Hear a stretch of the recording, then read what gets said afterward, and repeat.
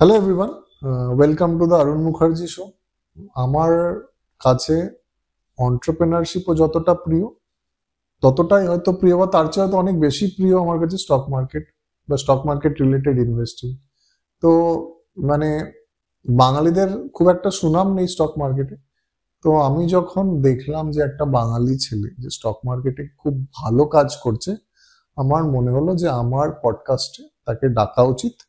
এবং সে যখন তার জীবনী বলবে, যা সে যখন তার স্টক মার্কেটের ডিলিং সম্বন্ধে বলবে, তখন আপনাদের মনে হবে যে ও যদি পারে, আমি যদি পারি, আপনারাও স্টক মার্কেটে এক্সেল করতে পারবেন।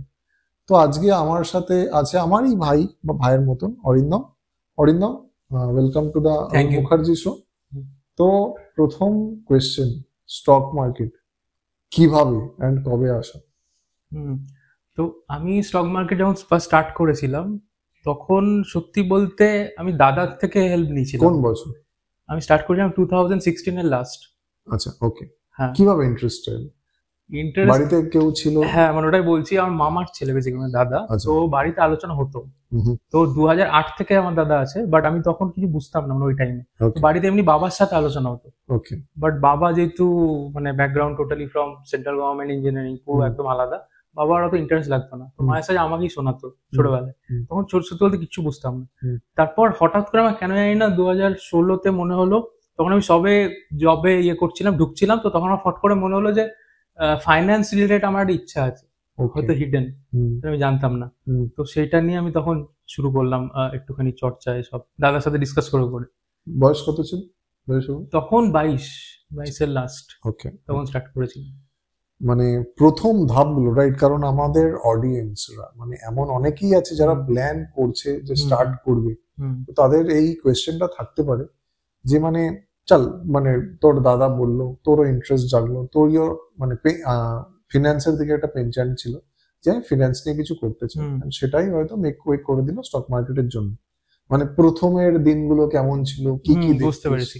তো আমার যেটা মনে হয়েছে যে এইটা আমার মধ্যে ছিল যে আমার নিজে কিছু করতে হবে লাইফে। ওকে, রিজন হচ্ছে হয়তো এটা একটু অন্যরকম শোনাবে, বাট আমি বাবাকে দেখেছি, মানে আমরা একটা জায়গা থেকে একটা জায়গায় ট্রান্সফার হতে হতে জবের লাইফটাকে দেখেছি একটুখানি।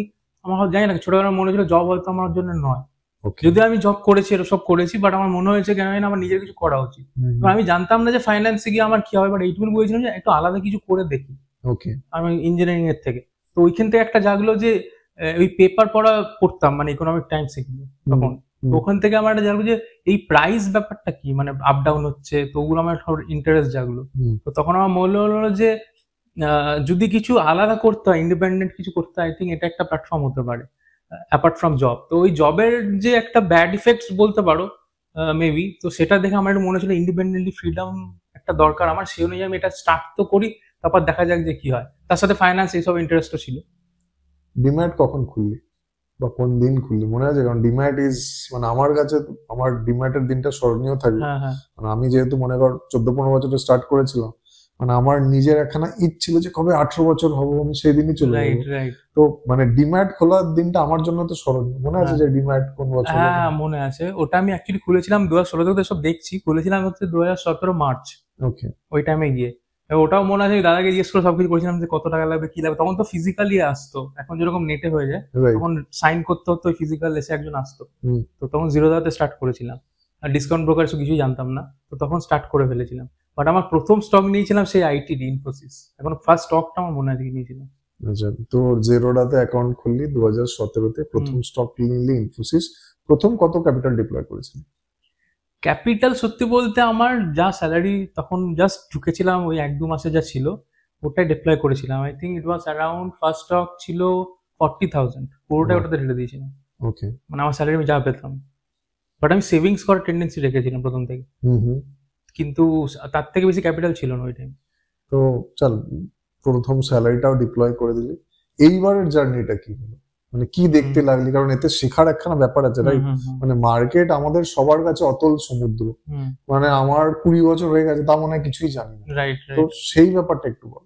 হ্যাঁ, তো মানে শেখার জার্নি স্টার্ট বলতে, আমি ফার্স্ট যখন আসি মার্কেটে, তো আমার প্রথম একটা দেখতাম যে এক তো পেপার যেগুলো হয়ে গেল, ঠিক আছে, বাট আমি দেখতাম যে মার্কেটে অ্যাকচুয়ালি হচ্ছেটা কি। তো শেখার মধ্যে আমি যেটা শিখেছিলাম কিভাবে একটা বিজনেস রান হচ্ছে। ওকে তো যখন আমি চাকরি করছিলাম ওই টাইমে টিসিএস এ যখন, তখন আমি দেখলাম যে ম্যানেজমেন্ট কিভাবে রান হয়, কিভাবে আলাদা আলাদা ডিপার্টমেন্ট কাজ করছে। তো আমি সত্যি বলতে আমি এখন অ্যাজ আ টেকনিক্যাল অ্যানালিস্ট তো কাজ করি, বাট আমি ফান্ডামেন্টাল দিয়ে স্টার্ট করেছিলাম আমার জার্নি। ওকে তো আমি তখন একটা জাগতো যে বিজনেসে পয়সাটা আসছে কি করে, ওকে মানে ওপরের যে সিইও এত কামাচ্ছে তাহলে আমি এখানে কি করছি, মানে আমি কেন চাকরি করছি তাহলে। মানে ফর এক্সাম্পল আমার মনে হয় যে ও কি করে কামাচ্ছে, রেভিনিউ মডেলটা কি। তো আমার ইচ্ছা জাগলো যে মডেলটা জানার বিজনেস। ওকে তো তখন থেকে আমি স্টার্ট করলাম বিভিন্ন রকম বড় বড় বিজনেস গুলো করা। তখন সত্যি বলতে অত মাইক্রো ক্যাপ স্মল ক্যাপ গুলো না, জাস্ট বড় যেগুলো বিজনেস প্রথমে যা হয় সবার লাইফে, রিলায়েন্স এরকম পড়া শুরু করলাম যে ওদের কি করে ওরা। তো কয়েকটা ওয়েবসাইট ঘেটে ওগুলো স্টার্ট করলাম পড়া। তারপর হচ্ছে ওটা করার পরে আমি দেখলাম তখনকার দিনে কিছু কিছু ওয়েবসাইট ইনভেস্ট হলো, আমি জানি না এখন লোকেরা জানে কিনা, কয়েকটা ছিল মার্কেট মোজো এগুলো। তো আমি করতাম কি অফিসে যেতাম আসতাম দিয়ে ওটা নিয়ে শুরু করে দিতাম। এবার তারপর আমি একটা পেন পেপার নিয়ে লিখতাম যে প্লাস পয়েন্ট কি কি আর মাইনাস পয়েন্ট কি। তো রিস্কটাও লিখতাম, SWOT অ্যানালিসিস, রাইট। বাট আমি কিন্তু একদম ফাইন্যান্স ব্যাকগ্রাউন্ড কিছু জানতাম না, জাস্ট নিজের ইন্টারেস্ট অনুযায়ী করতাম। তো তখন আমার মনে হলো যে এবার আমি যে স্টার্ট করে তো ফেলেছি, বাট আমার কাছে কোনো মেন্টর নেই, কিছু নেই। Are from being a Bengali family এটা অবভিয়াসলি একটা খুব প্রবলেম, কারণ নেটওয়ার্কিংও কিছু নেই। তো আমার মনে হয়েছিল যে এক তো নেটওয়ার্কিং দরকার, সেটা ঠিক আছে, সেটা হয়তো হয়ে যাবে আস্তে আস্তে কারণ আমি কাজ শুরু করি। আর একটা হচ্ছে আমার দরকার হচ্ছে যে আমি যেটা করছি সেটা রাইট কি না। তখন আমি অ্যাজ আ মেন্টর, তখন যে দাদা ছিল দাদাকে জিজ্ঞেস করতাম যেটা কি হচ্ছে না হচ্ছে। তখন আমার বললো যে তুমি অ্যানুয়াল রিপোর্টও পড়ো। অ্যানুয়াল রিপোর্ট আমি কি জানতাম না। তো ওইগুলো আস্তে আস্তে স্টার্ট করলাম, অ্যানুয়াল রিপোর্ট পড়া, দুটো কোম্পানির মধ্যে কোন সেম সেক্টরে কি হচ্ছে না হচ্ছে, তো সেক্টর অ্যানালিসিস যেটাকে বলে, তো ওগুলো করতাম। তো সবকিছু ওইভাবে স্টার্ট হয়েছিল আর কি। ফার্স্টে ফান্ডামেন্টাল দিয়ে আমার স্টার্ট হয়েছিল। আর আরেকটা জিনিস যে আমি যেটা করেছি আইটি সেক্টর দিয়ে করেছিলাম, মানে আমি ওখানে ব্যাপারটা ভালো বুঝতাম যেহেতু আমি ওই সেক্টরে ছিলাম। তো স্টার্ট করেছিলাম আমি ওটা দিয়ে। এবার হ্যাঁ টিপস ও ফিপস এদিক দিয়ে আসতো, যা হয় প্রথমে সবার লাইফেই যখন স্টার্ট করে স্টক মার্কেট এদিক ওদিক আসে, কিন্তু আমি কখনো ব্লাইন্ডলি টিপস ফলো করি না। আমি চেষ্টা করেছিলাম ওটার মধ্যে ওই কোম্পানি করছেটা কি অ্যাকচুয়ালি সেটাকে জানার। তো আমার ওইটার মধ্যে ইন্টারেস্ট ছিল, রিসার্চের মধ্যে আমার অ্যাকচুয়ালি ইন্টারেস্ট ছিল, তো আমি ওটাকে রিসার্চ করতাম। তো আমার তো মনে কর খুবই ছোট, আমি ক্লাস 8 পড়তাম, তো প্রথম 3-5 বছর কি করেছি আমি নিজেই জানি না, কারণ মানে ওই যুগে তো আরো কিছুই ছিল না, কোনো সোশ্যাল মিডিয়া ফিডিয়া কিছু ছিল না। তো ইট ওয়াজ আ ভেরি ডিফারেন্ট বল। তো তোর ইনিশিয়াল 1-2-3 বছর কেমন ছিল? প্রফিটেবল ছিল কিনা, লস হচ্ছিল কিনা, নেগেটিভ? না আমার সত্যি বলতে ফার্স্ট বছর মানে আমি শুরু করেছিলাম মিউচুয়াল ফান্ড আর এটা দুটো সাথে, মিউচুয়াল ফান্ডটা চালাতাম তখন, তো প্রফিট হয়নি ফার্স্ট বছর। ফার্স্ট টাইম সেকেন্ড ইয়ার আমার সত্যি বলতে কিছু প্রফিট হয়নি সেরকম। ইনফ্যাক্ট আমি একটা টাইমে বাবার ক্যাপিটালও নিয়েছিলাম। বাবাকে বলেছিলাম যে তুমি কিছু ডিপ্লয় করো, কারণ এই ক্যাপিটালে হচ্ছে না আমার। বাবা কিছু টাকা দিয়েছিল, অনেক রিস্কে, মানে ঝগড়া হয়েছিল রীতিমতো, যে আমি বললাম আমি করতে চাই, তো বাবা যেটা যা হয় বাঙালি বাড়িতে তো 60টা বাজি, এখানে পয়সা হয় না একদম, মানে খুব মানে দিনটা এখনো মনে আছে, মানে বাড়ি থেকে বার করে দেওয়ার অবস্থা। বাবা তো পুরো সিকিউরিটি একটা পার্সেন্ট সবসময় সিকিউরিটির মধ্যে থাকে, আমি সবসময় রিস্ক নিয়ে গেছি, এখনো তাই করছি। তো বাবা বলছে দেখ তোকে আমি, তখন আমাকে দিয়েছিল 3 মতো, যে 3 আমি দিচ্ছি, কিন্তু একটা জিনিস মাথায় রাখি যদি কখনো 3 ডুবে যায় তুই কিন্তু বাড়িতে থাকতে পারবি না। আর বাবা খুব স্ট্রিক্ট, হ্যাঁ আমরা পুরো বলে দিয়েছিলাম, মনে আছে এখন। তারপর সেই 3 থেকে তো 30ও করে ফেলেছি। এনিওয়েজ সেটা অনেকেই হয়তো জানি না আমি কিভাবে করেছি অতটা আমার মনে নেই, বাট এইটুকুনি ছিল কিছু করতে হবে, একটা হাঙ্গার ছিল, বাবা বলছে করে দেখাতে হবে। তো তখন আমি ওই বাবা থেকে নিয়েছিলাম ওই ক্যাপিটাল 3, আর প্রথম 2 বছর আমার বাজে গেছে, থার্ড ইয়ার থেকে কিছু প্রফিট দেখা স্টার্ট হয়েছিল। অ্যান্ড মেনলি আফটার 2020 মেন আমার বলতে পারো যে একটা বিশাল অ্যাটলিস্ট মাল্টিপ্লাই করেছি 3 to 4 টাইমস ওখান থেকে, 20 থেকে। হ্যাঁ 2020 পর থেকে, যেটা সব অনেকেরই হয়েছে, বাট প্রথম 3 বছর খুবই বাজে গেছে। তো এই প্রথম দেখ আমাদের মার্কেট বা আমাদের লাইফে ইটস অল অ্যাবাউট মোটিভেশন। আমরা সেই সব জায়গাতেই থাকতে পছন্দ করি যেখান থেকে আমাদের প্রফিট আসছে। তো প্রথম 2 বছর বা 2.5 বছর যখন যাচ্ছিল না, মানে তোর এক্সপেকটেশন অনুযায়ী রেজাল্ট পাচ্ছিলিস না, তো মানে তোর মেন্টালিটি কেমন ছিল? কারণ অনেকে সেম তোর মতন একই অবস্থাতে আছে, অনেকে 2016 থেকে 2018 তোর যা অবস্থা ছিল ওরাও একই জায়গাতে আছে। তো তুই কিভাবে ব্যাপারটাকে নেগেট করলি, মানে সাজেশন কি দিবি আমাদের? এটা খুব অ্যাকচুয়ালি ভালো কোশ্চেন, মানে অনেকেই সেম ইয়েতে থেকেও, বাট আমি একটা জিনিস যেটা করেছিলাম, হয়তো জানি না সবাই করে কিনা, আমি খুব লিখতাম, মানে আমার মিস্টেক্স থেকে আমি চেষ্টা করেছি বারবার আমার কি মিস্টেক করছি। এবং এটা আমি দেখেছি, আমি খুব সাইকোলজি নিয়ে পড়াশোনা করি ছোটবেলা থেকে, স্পিরিচুয়ালিজম, সাইকোলজি সব নিয়ে, মাইন্ড নিয়ে। তো আমি দেখেছি মাইন্ডের মধ্যে একটা বায়াসনেস হয়, এই বায়াসনেসটা হচ্ছে আমি একই ভুল কিন্তু বারবার করি, কিন্তু আমি দেখি না ওই ভুলটা হচ্ছে। তো সেম মিস্টেক বারবার যেন আমি না করি সেটা আমি চেষ্টা করতাম। তো আমি যখন ওই মিস্টেকটা তো লিখতাম, এবং আমি দেখেছি আমি একই মিস্টেক প্রায় 10-12 বার করেছি, সেটা হচ্ছে আমি আমার নিজের কোয়ান্টিটি থেকে বেশি কোয়ান্টিটি নিয়ে ট্রেড, অ্যালোকেশনটা Right. বেশি ছিল, রাইট? অ্যালোকেশন বেশি ছিল। তো ওটাকে আমি ঠিক করলাম প্রথমে। তারপর আমি দেখলাম যে তুই ফান্ডামেন্টাল দেবো না, আমাকে আবার চার্টও শিখতে হবে। তো আমি 2019 থেকে অ্যাকচুয়ালি শুরু করলাম টেকনিক্যাল অ্যানালিসিসে যাওয়া। তার আগে আমি টেকনিক্যাল অ্যানালিসিস সত্যি কিছু জানতাম না। তো আমি ওই মানে দেখে দেখে শিখেছি। আর লোকের মানে এরও আমি চেক করতাম যে কোন স্টক যে পড়ছে কেন পড়ছে, আর কোন স্টক উঠছে কেন উঠছে, তো ডিফারেন্সটা কি হচ্ছে। তো তখন আমি ম্যানেজমেন্টের সাথে ওরা মেলাতাম যে আদৌ ম্যানেজমেন্ট গাইডেন্স মিলছে কি মিলছে না। তো মোট কথা বলতে ওই দেখে দেখে শিখেছি আর কি, ভুল থেকে। আচ্ছা, তো 16 থেকে 18 পুরোটা ফান্ডামেন্টাল অ্যানালিসিস ড্রিভেন। তারপরে দেখলি যে 2 বছর তোর মানে রিটার্নসটা ঠিক আসছে না, তখন বললি যে তো আমাকে বেটার অফ করতে হবে, রাইট? তো ফান্ডামেন্টাল তো আছে, তার সাথে আমি টেকনিক্যালের প্যাটার্ন গুলো মেশাবো। টেকনিক্যালের ব্যাপারটা কিভাবে এলো এন্ড কিভাবে শিখলি, কোথা থেকে শিখলি? টেকনিক্যাল আমি তো এমনি ইউটিউব এমনি ফলো তো করতাম এদিক ওদিক। টেকনিক্যাল একটু একটা ডেটার প্রতি একটা ইন্টারেস্ট ছিল, যেহেতু আমি আইটি তো ছিলাম, তো ডেটার প্রতি ইন্টারেস্ট ছিল। কেন জানা চার্টকে ভালো লাগতো সবসময়, চার্ট দেখলে মনে হচ্ছে কিছু একটা করি এর মধ্যে। তো তারপর আমি শিখলাম 2019-এ একজন ইউটিউবার আছে সুনীল বিগনানি বলে, তো ওনার কাছে গেছিলাম কোর্স করতে দিল্লিতে। তো ওনার থেকে শিখেছি সাইকোলজি পার্টটা। তো ওনার থেকে করে করে আমি একটা জিনিস লক্ষ্য করলাম যে একটা স্ট্র্যাটেজি দরকার। ওকে, মানে without process and without strategy যদি আমি করতে থাকি, আমি এরকম না যে বানাইনি পয়সা, বাট আমি প্রফিট করতাম, লস করতাম, it's a kind of a zero sum game হয়ে যেত। বাট আমি চাইছি যে স্কেল করতে, তো আমাকে স্ট্র্যাটেজি আনতে হবে একটা middle. So that was the একটা টার্নিং পয়েন্ট বলতে 2019 আমি স্ট্র্যাটেজি পেলাম। যদি আমি কিন্তু পয়সা বানাতে পারি, কিন্তু মজাই ছিল যে আমি স্ট্র্যাটেজিটা পেয়েছি। মানে আমার কাছে ওটা মজা ছিল, আমি হয়তো না বানাতে বলে পরে বানিয়ে নেবো ওই টাইমে। তো তখন স্ট্র্যাটেজি এটাই ছিল যে এন্ট্রি এক্সিট যেন হয় আমাদের টেকনিক্যাল অ্যানালিসিস, সেইগুলো আমি ওর থেকে শিখলাম যে কিভাবে করতে হয়। তো সেটা পুরো একটা প্রসেস আমাকে বলেছিল, সেই প্রসেসটা আমি আজ অব্দি ফলো করি। বাট একটা কথা যেটা বলেছিলেন এখন অব্দি মাথায় রাখি, যে বি সিম্পল বাই সিম্পল। নিজে সিম্পল হও, তবে তুমি সিম্পল জিনিস করতে পারবে। তা আমি 500টা ইন্ডিকেটর অনেকে করে, অনেক কিছু করি না, আমি জাস্ট অ্যানালিসিস করে লাভ নেই। এক্স্যাক্টলি, পুরো মানে অ্যানালিসিসটা প্যারাঅ্যানালিসিস হয়ে যাবে, আমরা মাথার মধ্যে ঘুরতে থাকবে। তো আমি সবসময় চেষ্টা করেছি এবং আমি এটা বুঝেছি যে psychology is a very important part of মানে মাইন্ডসেট, যে তুমিও আই গেস জানো, অবভিয়াসলি যারা অনেক বছর মার্কেটে আছে। তো ওইটা ডিফার করে দেয় দুজনকে। একজন হয়তো ভুল থেকে ফ্রাস্ট্রেটেড হয়ে আরো গুটিয়ে পড়ছে, একজন হয়তো আরো শিখছে যে আরো কি করে ওটাকে বেটার করা যায়। তো 2019 থেকে মোটামুটি ভালো পয়সা, ওইটার পরে আমি আরো বানানো শুরু করলাম, কারণ আমি তখন টেকনো ফান্ডা করতাম। ফান্ডার আমার কাছে নলেজ ছিল, আমি টেকনো এখান থেকে চার্ট দেখছি, দুটোকে একসাথে মিক্স করছি। 3 থেকে 5 কবে হলো? 3 থেকে 5 ইনসেন্স অফ ক্যাপিটাল। মানে বাবা যেটা দিয়েছিল, একটা তো প্রেসার থাকে, নাহলে তো লোকাল ট্রেনে ফেলে মানে মনে কর স্টেশন স্টেশনে শুতে হতো। তো সেই প্রেসারটা যখন চলে গেল, মানে এটা ভ্যালিডেশন না যে আমি যেটা করছি সেটা ঠিক। পয়সা হলে কি হয়, যে আমি যেটা করছি জেনে এত মেহনত করছি, আমি প্রফিট পাচ্ছি, আমি আরো মোটিভেশন পাচ্ছি, কারণ আমার কাছে বয়স আছে, আজকে 5 হলে আমি 50 করতে পারি। তো 3 থেকে 5-এর ব্যাপারটা কবে হলো? ওটা 2019 অ্যাকচুয়ালি হয়েছিল, করোনার আগেই। মোটামুটি আমি আগস্ট সেপ্টেম্বরে ওরকম টাইপের ক্যাপিটালে চলে এসেছিলাম, 5-এর আরো বেশি চলে এসেছিলাম। তার রিজন হচ্ছে আমি ওই ভুলগুলো কমিয়ে দিয়েছিলাম 1 নম্বর, আর 2 নম্বর আমি চার্টকে মিক্স করছিলাম। তখন আমি কিছুটা বলতে ট্রেডিংও স্টার্ট করে দিয়েছিলাম ওই টাইম থেকে। তো আমার টার্ন ওভারটা খুব ফাস্ট হতো, because trading is the only game যেখানে আমি ব্রেড অ্যান্ড বাটার ফট করে টার্ন করতে পারবো, আমার আটকাচ্ছে না টাকা।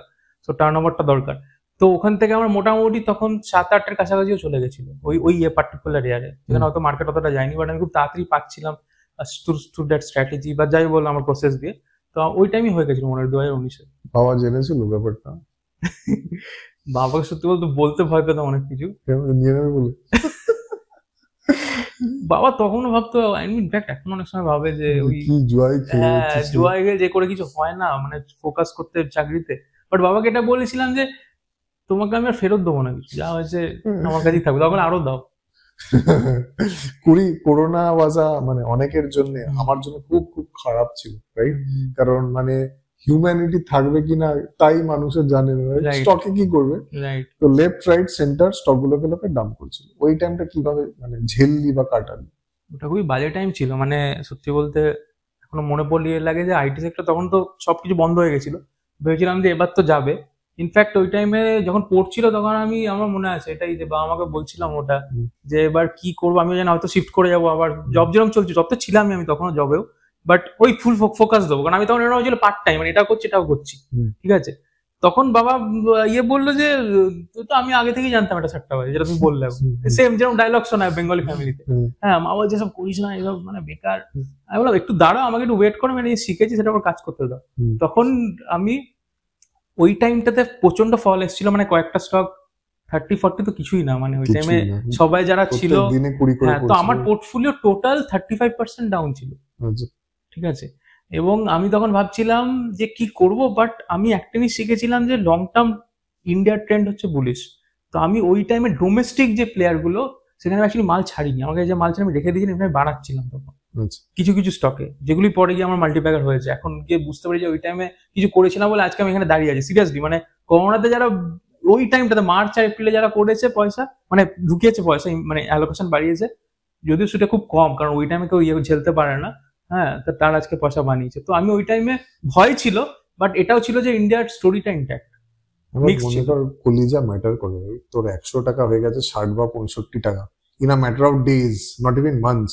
তো ওই ব্যাপারটা মানে জিগরা কলিজাটা বানিয়েছিল, মানে অ্যাডজাস্ট হয়েছিল শরীরের সাথে, কারণ ওটা তোর জন্য প্রথমেই ছিল অনেক না, ব্রুটাল ফল। সত্যি বলতে আমিও ভয় পেয়ে গেছিলাম, একদম ফ্র্যাঙ্কলি স্পিকিং। তো আমি ওই জন্য বললাম যে কয়েকটা স্টক আমি সত্যি ছেড়ে দিয়েছিলাম। বিশেষ করে আমার কিছু ট্রেডিং পজিশন তো ছাড়তেই হয়েছিল, মানে ওটা তখন উপায় নেই আমার কাছে।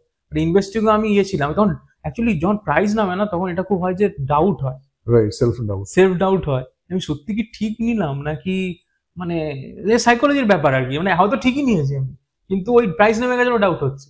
তো আমার ওই টাইমে ওটা হয়েছিল কয়েকটা। কোনো প্রসেস কাজ করে না তো। না, এক্স্যাক্টলি, তখন কোনো প্রসেস কাজ করে না। হ্যাঁ, ট্রেডিং এর স্টপ লস ছিল মানে আমি বেঁচে গেছি অবভিয়াসলি, বাট ইনভেস্টিং এর ক্ষেত্রে এই ব্যাপারটা ছিল।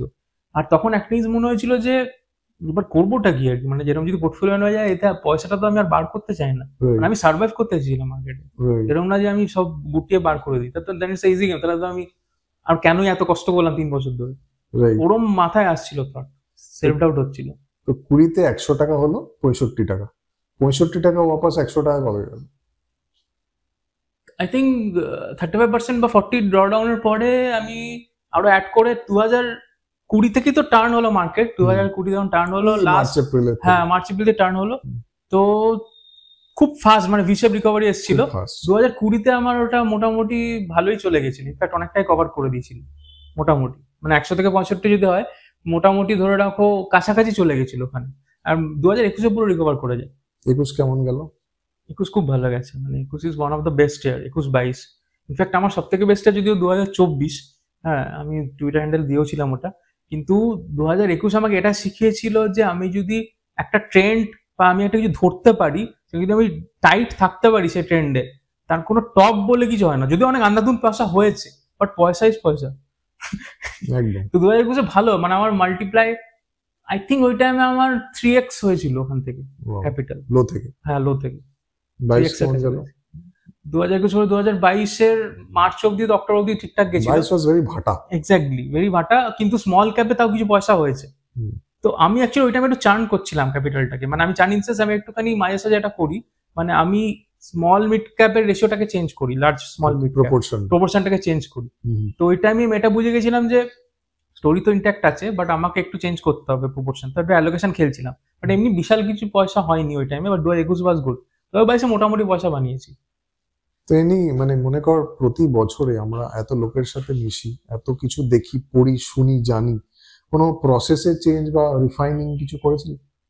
হ্যাঁ, একটা ওই টাইমে আমি শিখেছিলাম যে one of the most important thing is not diversification, it's allocation game, এটা আমি শিখেছিলাম। আর আমি যেটা সত্যি বলতে 2019-এ শিখেছিলাম, হয়তো ওকে মানবে কিনা জানি না, ওটা আমি এখন অব্দি ফলো করে গেছি, মানে আমি ওই স্ট্র্যাটেজি থেকে বেরোইনি, কারণ ওটা আমার এত ভালো লেগে গেছে, এত ভেতরে ডিপ স্টাডি করে নিয়েছিলাম, যা আছে সব ঘেটে নিয়েছিলাম, যেটা মাল্টিয়ার ব্রেকআউট বা ওর উপরে আমি কাজ করি। এবার আমি দেখেছিলাম যে এই ব্যাক টেস্টিং জিনিসটা খুব দরকার, তখন আমি ওটা বুঝেছিলাম। তো আমি যা যা স্টক নিতাম সব ব্যাক টেস্ট করতাম, লাস্ট 10 বছর কি করেছে ওটা, সবকিছু দেখতাম। ইনফ্যাক্ট কনকলও মায়ের সাথে পড়েছি 3-4 বছর গিয়ে। তো ব্যাক টেস্টিংটা it's a very good thing, যেটা সবার আই থিঙ্ক করা দরকার। আর একটা হচ্ছে যে আমি যদি কিছু ফলো করে থাকি সেটা যেন স্টিক করি সেই প্ল্যানটাতে। আমি যদি সেখান থেকে বেরিয়ে যাই যে আমি আরেকটা বললাম, আমি ওটা নিয়ে নিলাম, মানে প্রসেস নিয়ে নিলাম, স্ট্র্যাটেজি নিয়ে নিলাম, তাহলে কি হচ্ছে আমি বারবার শিফট করছি, আমি একটা ডিপ জানছি না। তো আমার এটা খুব লাগে ডিপ রিসার্চ করাটা দরকার, যে কোনো একটা। তো ওটা আমি তখন শিখেছিলাম। আর একটা জিনিস খুব ইম্পর্টেন্ট হচ্ছে যে যখন আমি স্কেল করতে চাইছি, যেন আমি কোনো লোন বা লেভারেজ না নিই। তো আমি বাবার থেকে যেটা নিয়েছিলাম, তারপর আমি অনেক অফার এসেছিল লোন ফোন করা, আমি ভেবেছিলাম আচ্ছা আমি লোন নেবো, ওটাগুলো আমি করিনি। তো কিছু না করাটাও অ্যাটলিস্ট করা, মানে ওটাও জানা যে কিছু কি না করছি, এইগুলো আমি শিখেছিলাম তখন। তো 22, 23, 24 তো তোর জন্য বেস্ট ছিল।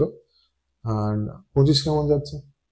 25 খুব একটা মানে সেই লেভেলে যায়নি যেটা আগে যাচ্ছে, বাট হ্যাঁ ট্রেডিং ইজ গোয়িং গুড। মানে 25 ইজ অ্যানাদার 22। হ্যাঁ হ্যাঁ ইটস বলা যেতে পারে। আমার এটা মনে হচ্ছে যে এই টাইমটা এমন একটা টাইম যেখানে টেস্ট হবে অফ পেশেন্স, প্রচুর ক্যারেক্টার। ক্যারেক্টার। হুম। যারা 2020-21 পরে এসছে মেনলি তাদের, বিকজ ওরা এমন কিছু দেখেছে যে একটা হয় না রঙিন মুভি দেখানো হচ্ছে বারবার। Right, right. তোরা কখনো ওই সাইলেন্ট মুভিটা দেখেনি যেখানে হয়তো একটা একটা চুপচাপ বসে আছে, কিছুই কাজ করছে না। হুম, ফর এক্সাম্পল বলছি আমার মতো করে। হুম, তো হয়তো অনেক পেশেন্স টেস্ট হবে, মার্কেটের তো কাজই এটা। এটা আমি শিখেছিলাম স্যারের থেকে যে আমি কি বলবো সেটা ইম্পর্টেন্ট না, মার্কেট কি বলছে এটা ইম্পর্টেন্ট। রাইট, আমার ইগোটা ইম্পর্টেন্ট না। একদম। মার্কেটের যদি আজ মনে হয় এটাকে 20% আমরা করবো, তোমার কি ভাবছে আমি আমার ইম্যাটেরিয়াল এটা। Market is the best level, right. সবসময় লেভেল করে দেয় লোককে। হ্যাঁ এটা এটা শিখেছিলাম তখন। 2025 মোটামুটি যাচ্ছে, ইটস নট লাইক দ্যাট। 2022 বলতে পারো বা 2018-19 এরকম ভাটা পিরিয়ড, রাইট? ভাটা পিরিয়ড। ঝেলা টাফ, ভলিউম কমে যাবে, মুভমেন্ট হ্যাঁ একদম হয়ে যাবে, কনসোলিডেশন চলবে, সবকিছু মনে হবে যে কবে শনি রোববার আসবে। এক্স্যাক্টলি। আর আমার মনে হবে যে অনেকে এখানে টাকা গুটে অন্য জায়গায় যাওয়ার চেষ্টা করবে, রাইট। মানে যারা অনেক পয়সা মানে দূর এটা কি আছে আবার পয়সা হয়ে যাবে। তো এখন থাক, অন্য জায়গায় ঢোকে, আবার পরে আসবো, ওই পরে আসবো করে আসতে পারবে না, কারণ মার্কেট এন্ট্রি দেয় না। 2020-তে যখন বেড়েছিল কেউ এন্ট্রি পায়নি, সিরিয়াসলি বলছি। এন্ট্রি মানে ভালো জায়গায় বলছি, ওপরে গিয়ে তো সবাই নিতে পারে। রাইট। এমন স্পিডে বেড়েছিল, এটা হয় মার্কেটে, আমি এটা শিখেছিলাম তখন, মানে সাইকোলজি কনসেপ্ট খুব বেশি শিখেছি যে ভালো স্টক কখনো টাইম দেয় না একদম। নেয়ার জন্য, বাজে স্টক গুলো সবসময় রেডি থাকে, হ্যাঁ তুমি এসো আমার কাছে। ইনভাইট করে, রাইট? তো 2016-র অরিন্দম আর 2025-এর অরিন্দমের যদি বলে যে ক্যারেক্টারের ছেড়খানি করো, নিজের মধ্যে কি কি চেঞ্জেস এনেছিস বা দেখতে পাস? তখন সত্যি বলতে 2016-17-তে খুব তখন স্টক মার্কেট কি ছিল, এখন তোর জন্য স্টক মার্কেট কি মিন করে? আচ্ছা, in respect of stock market and character, হ্যাঁ তখন স্টক মার্কেট আমি যেটা বুঝতাম যে এক তো একটা মাথার মধ্যে এরকম ছিল কি এটাকে এত জুয়া কি জুয়া না, সেটা গ্যাম্বল একটা মাথার মধ্যে ছিল। রাইট, আর এখন গিয়ে বুঝেছি it's a totally a strategy process driven thing. If you can have your some strategy or something, it's a process driven thing. এরকম নয় যে এখানে এসি পয়সা হয়ে যাবে, হুম, হ্যাঁ মানে এসি আমি কোটিপতি হয়ে যাবো, এরকম কখনো সম্ভব না। রাইট। এটা খুব ইম্পর্টেন্ট, স্টেপ বাই স্টেপ তুমি যাও, এটা আমি শিখেছিলাম। যে 2016-17 আমি ঢুকেছিলাম, আমি এরকম ভাবতাম যে হয়তো হয়ে যাবে অনেক কিছু, চাকরি বাড়ি ছেড়ে দেবো, যাই হোক। এখন কি বুঝতে পারছি যে স্টেপ বাই স্টেপ আমি যদি না এগোতাম, আমি যদি ফট করে একটা বিশাল ক্যাপিটাল দিয়ে স্টার্ট করতাম, হয়তো 50 লাখ দিয়ে লোন ফোন নিতাম, হয়তো আমি ব্রেক করে যেতাম মাঝখানে। আমি কখনো বড় রিস্ক নিই, আমি ছোট ছোট ছোট রিস্ক নিয়ে তারপরে গিয়ে নিয়েছি মানে বড় রিস্ক। তো আমি ছোট রিস্ক নিয়ে আগে দেখেছি আমার মিলছে কিনা, মানে এটা সবসময় করি অন্যান্য ফিল্ড অফ লাইফে। যদি আমার ওই রিস্কটা নিয়ে আমি দেখি যে আমি প্রফিট পাচ্ছি না, আমি তাহলে ব্যাক করে যাবো, আমি দেখবো আগে কি হচ্ছে, তারপর আমি আবার এগোবো। তো ওইটুকুনি ডিফারেন্স আছে, মানে এখন আমি রিস্ক নেওয়ার ক্যাপাবিলিটি অনেক বেড়ে গেছে বলতে পারবো, মানে ক্যালকুলেটেড রিস্কের কথা বলছি। আর অ্যালোকেশন তো অবভিয়াসলি এখন অনেক হাই আগের থেকে, আগে তুমি 10,000 টাকা অনেক বেশি ডালছি। তো সেই রিস্ক নেওয়ার ক্যাপাবিলিটি অনেক বেড়ে গেছে, এক প্রসেস ড্রিভেন জিনিসটা আমি জেনেছি 2 নাম্বার। 3 নাম্বার যে ডিসিপ্লিন অ্যান্ড ফোকাসটা অবভিয়াসলি অনেক বেশি এখন আগের থেকে। তো সাইকোলজি তুই পড়েছিস, শিখেছিস, তোর একটা প্রসেস হয়েছে, ডিসিপ্লিন এনেছিস, এন্ড টেম্পারামেন্ট তো ভালো হতেই হবে, রাইট? না হলে মার্কেটে টেকাটা একটু মানে টাফ হয়ে যায়। তো 2025-এ এখন মানে তোর ইনভেস্টিং টু ট্রেডিং এর প্রপোর্শনটা কি? মানে 100 টাকা যদি তোর টোটাল থাকে, কত টাকা ট্রেড করিস, কত টাকা ইনভেস্ট করিস? আমার 40-60 স্প্লিট থাকে।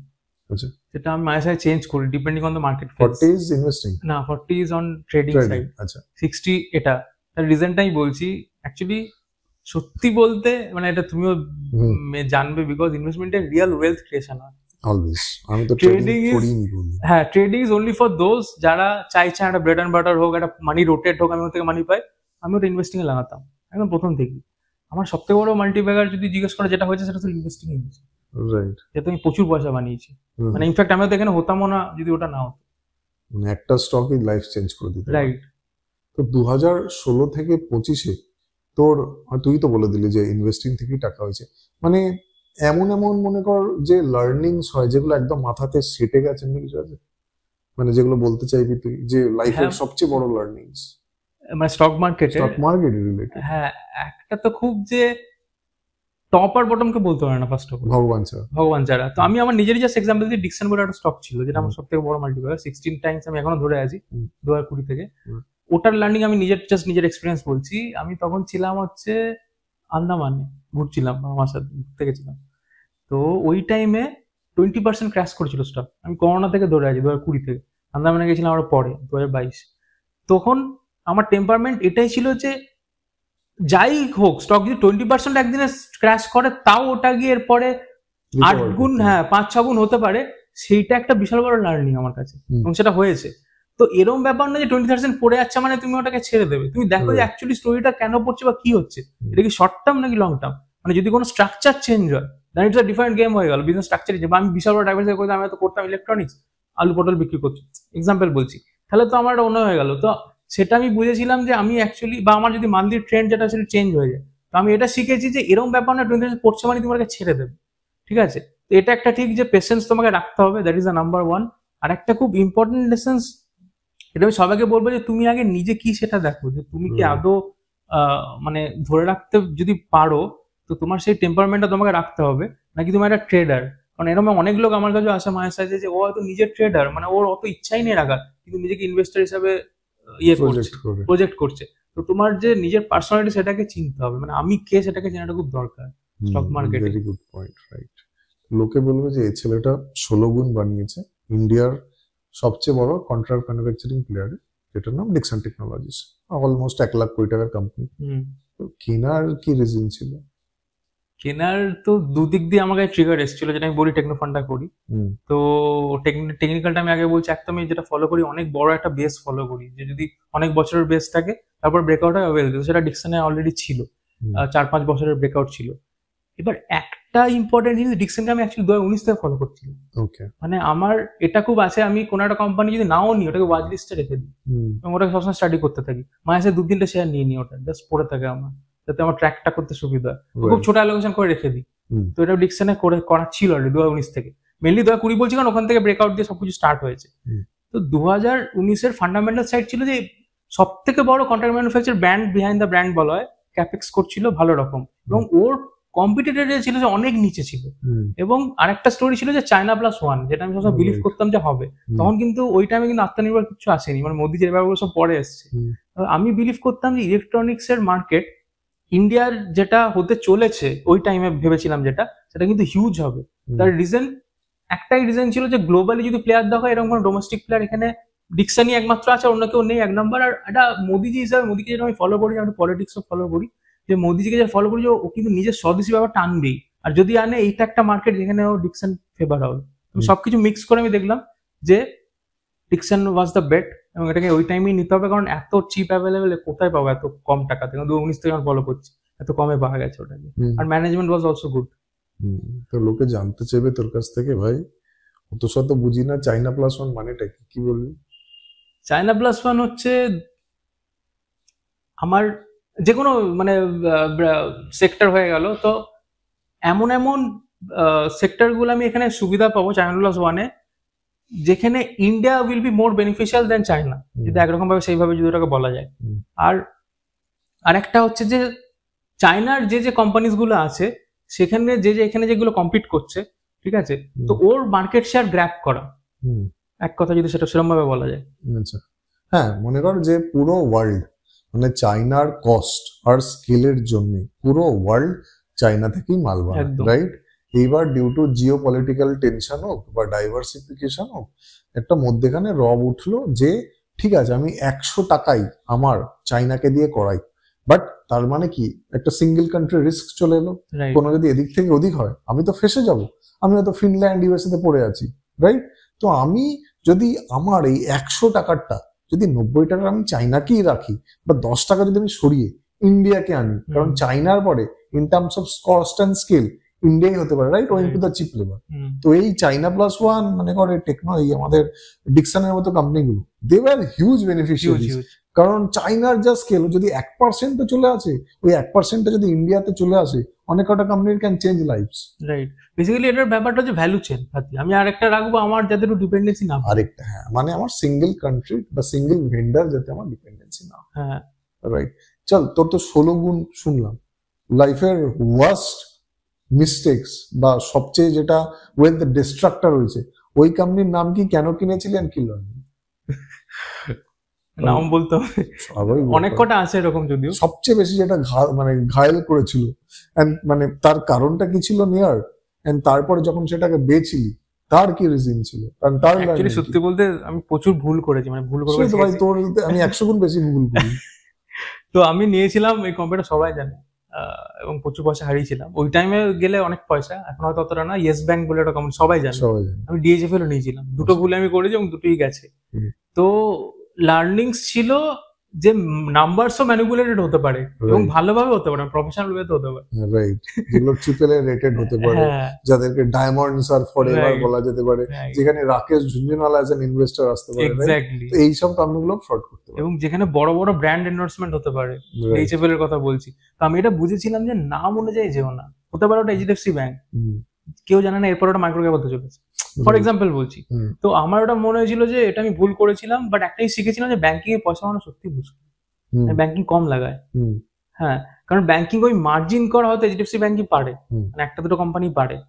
তো এটা আমি শিখেছিলাম, আমি ব্যাংকিং থেকে একটু ওই জন্য সরে, কারণ আমি কেন, আমার প্রচুর সুযোগ আছে ইন্ডিয়াতে, একদম, আমি কেন একটা সেক্টরের প্রতি, অনেকে থাকে না বায়াসনেস ব্যাপারটা, রিসেন্সি বায়াস যেটাকে বলা হয় টার্ম, ওটা আমার, ওটা তখন শিখেছিলাম। তো ওখানে অনেক পয়সা হারিয়েছি, আই থিঙ্ক 2 লাখ মতো ওই টাইমে গেছিল, 2019 কথা বলছি, হিউজ। 18 হ্যাঁ 18 ওই টাইমে। ইনিশিয়াল বছরে তো 2 বছরে বলে আমি 20 বছর পরেও ভুল করি, তো বলে লাভ নেই, কারণ ভুল থেকেই মানুষে শেখে। রাইট। তো মনে কর আজকের দিনে তুই 40 টাকা ইনভেস্টিং করছিস, 60 টাকা ট্রেডিং করছিস, ইনভেস্টিং এ আজকের দিনে কিভাবে তুই একটা কোম্পানি সিলেক্ট করিস, কখন করিস, কি কি প্যাটার্নস? তো প্যাটার্ন ফার্স্টে হচ্ছে ফান্ডামেন্টাল, যদি আমি আসি, মানে কখন তোর একটা কোম্পানি ওয়াচ লিস্টে কিভাবে আসে? আমি 2-3টে জিনিস চেক করি মেনলি, ঠিক আছে। এক হচ্ছে সব থেকে আমার কাছে ইম্পর্টেন্ট, যে ঘোড়াটাকে চালাচ্ছে, একদম জকি, হ্যাঁ the jockey, that is the more important. তো আমি দাদার থেকে এটা খুব শিখেছিলাম। দাদা মোরুগাপ্পা গ্রুপ সব অনেকেই জানে, খুব বড় ফ্যান। একটা জিনিস আমাকে বলতো, যেন কোম্পানির যদি কোনো গ্রুপের হয়, it's a very good thing, because ও জানে কি করে বড় স্কেলে ম্যানেজ করতে হয়। হ্যাঁ, তো আজ যদি ও ছোট থেকেও বড় হতে পারবে।